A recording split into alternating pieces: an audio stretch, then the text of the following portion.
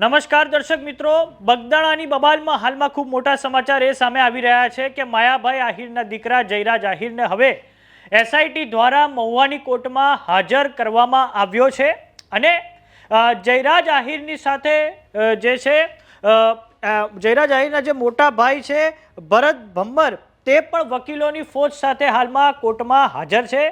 આ ઉપરાંત જયરાજ આહિરના સમર્થનમાં જે મહુવા કોર્ટની બહાર ખૂબ મોટી સંખ્યામાં જે છે ગાડીઓનો કાફલો પણ જોવા મળ્યો છે। આ ઉપરાંત ખૂબ મોટી સંખ્યામાં જયરાજ આહિરના જે સમર્થકો છે તે ખૂબ મોટી સંખ્યામાં મહુવા કોર્ટની બહાર હવે ઉમટી પડ્યા છે। આમ એસઆઈટી દ્વારા જયરાજ આહિરને આજે મહુવાની કોર્ટમાં રજૂ કરવામાં આવ્યા છે અને આ કેસમાં વધારાની પૂછપરછ કરવા માટે હવે આગામી સમયમાં સ્પેશિયલ ઇન્વેસ્ટિગેશન ટીમ દ્વારા જયરાજ આહિરના રિમાન્ડ માંગવામાં આવી શકે છે। તો હવે જોવાનું એ છે કે કોર્ટ હવે આગળ શું કરે છે અને કોર્ટ કેટલા દિવસના રિમાન્ડ જયરાજ આહિરના મંજૂર કરે છે। વાત કરીએ બગદાણાની બબાલની કે જેના કારણે ગુજરાતના રાજકારણમાં ગરમાવો આવી ગયો છે। નવનીત બાલદિયા કે જેમની પર 29મી ડિસેમ્બરે 8 થી 9 ઈસમો દ્વારા ખૂબ હિંસક હુમલો કરવામાં આવ્યો હતો, જેને લઈને આ પછી કોળી સમાજમાં ભારે આક્રોશ જોવા મળ્યો હતો। કોળી સમાજે ઠેર ઠેર આવેદનપત્રો આપ્યા હતા અને માંગણી કરી હતી કે આ સમગ્ર ઘટનામાં જયરાજ આહિરનું નામ ફર્સ્ટ ઇન્ફોર્મેશન રિપોર્ટ એટલે કે એફઆઈઆરમાં નોંધવામાં આવે અને આ પછી કોળી સમાજના દિગ્ગજ નેતાઓ અને આગેવાનો દ્વારા મુખ્યમંત્રી ભૂપેન્દ્ર પટેલને રજૂઆત કરવામાં આવી હતી। મુખ્યમંત્રી ભૂપેન્દ્ર પટેલે આઈપીએસ અધિકારી જયવીર ગઢવીની અધ્યક્ષતામાં એક સ્પેશિયલ ઇન્વેસ્ટિગેશન ટીમનું ગઠન કર્યું અને હવે એસઆઈટી દ્વારા આ કેસને લઈને જયરાજ આહિરની ધરપકડ કરવામાં આવી છે અને હવે એસઆઈટી દ્વારા જયરાજ આહિરને હવે આજે મહુવાની કોર્ટમાં રજૂ કરવામાં આવ્યા છે અને તેમની સાથે જયરાજ આહિરના જે મોટા ભાઈ છે ભરત ભમ્મર તેઓ પણ વકીલોની ફોજ સાથે કોર્ટમાં પહોંચ્યા છે।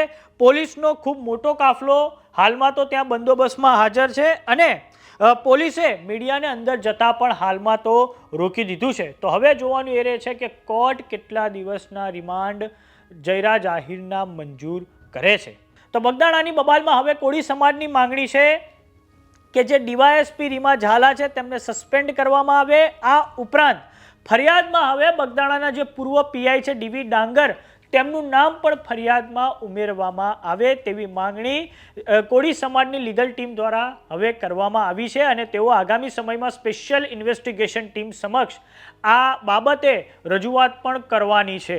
હવે વાત કરીએ ડીવી ડાંગરની, તો ડીવી ડાંગરની પૂછપરછ થોડાક સમય અગાઉ સ્પેશિયલ ઇન્વેસ્ટિગેશન ટીમ દ્વારા હાથ ધરવામાં આવી હતી અને હવે આજે જે આઈજી ગૌતમ પરમાર છે તેમણે ભાવનગર એસપીને ડીવી ડાંગરની તપાસ કરવાના આદેશ આપી દીધા છે।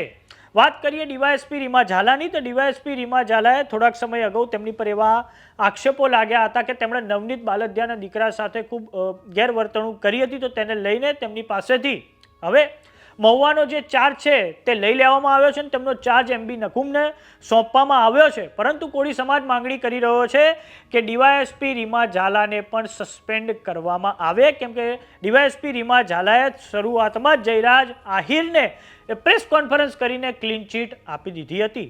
વાત કરીએ કોળી સમાજનું જે સંમેલન મળવાનું છે 1 ફેબ્રુઆરીએ તેને લઈને, તો હવે કોળી સમાજના આગેવાનો આ સંમેલન કરવા જઈ રહ્યા છે। સંમેલન મોકૂફ રાખવામાં આવશે નહીં। આ ઉપરાંત ત્યાં જે ન્યાય સભા હતી તેને બદલે હવે ત્યાં નવનીત બાલદિયાનું સન્માન કરવામાં આવશે અને સંભાવના છે કે ભાવનગરના કોળી સમાજના સંમેલનમાં પરસોત્તમ સોલંકીના દીકરા દિવ્યેશ સોલંકી આ સંમેલનમાં હાજર રહી શકે છે।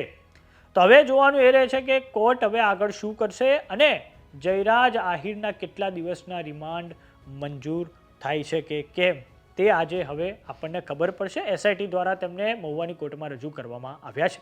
તો સમાચારોમાં અત્યારે બસ આટલું। જોતા રહો જમાવટ। જો તમે અમને યુટ્યુબ પર જોઈ રહ્યા તો સબસ્ક્રાઇબ કરો, જો તમે અમને ઇન્સ્ટાગ્રામ અને ફેસબુક પર જોઈ રહ્યા તો ફોલો કરો, સાથે જ અમારી વોટ્સએપ ચેનલ આવી ગઈ છે, જોઈન કરવાનું ના ભૂલતા। નમસ્કાર।